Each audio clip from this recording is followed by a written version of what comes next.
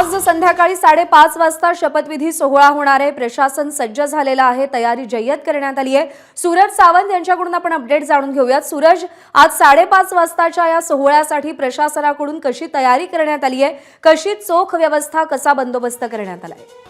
प्रज्ञा, नक्कीच आजचा जो शपथविधी आहे हा भव्य आणि तितकाच दिव्य राहणार आहे। मी माझ्या मागे दाखवू शकतो की संपूर्ण जर परिसरात आपण पाहिलं तर या ठिकाणी भगवे झेंडे, त्याचबरोबर तीनही पक्षाचे या ठिकाणी झेंडे लावण्यात आलेले आहेत।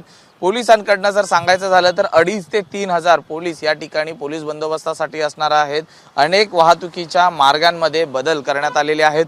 वाहतुकीसाठी अडथळा निर्माण होऊ नये यासाठी पर्यायी मार्गांची देखील व्यवस्था करण्यात आलेली आहे।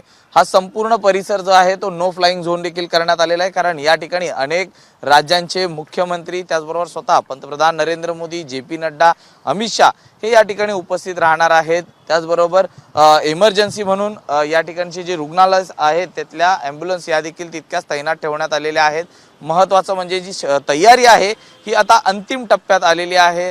रंगरंगोटी, त्याचबरोबर जे सजावटीचं सामान आहे हे देखील आता शेवटच्या ठिकाणी त्या ठिकाणी पोहोचवलं जाताना आपल्याला पाहायला मिळते। त्यामुळे आज सोहळा या ठिकाणी खरं तर इतकं प्रिकॉशन्स घेण्यात आलेले आहेत की आतमध्ये पासेसशिवाय कुणालाही आतमध्ये जाऊ दिलं जात नाहीये।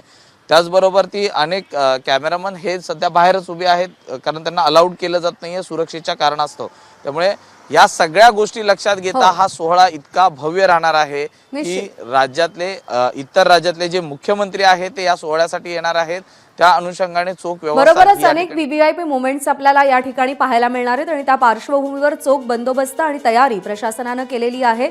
या सगळ्या संदर्भातले अपडेट सूरज जाणून घेत राहू। सदा धन्यवाद दिलेल्या माहितीसाठी। ABP माझा, उघडा डोळे बघा नीट।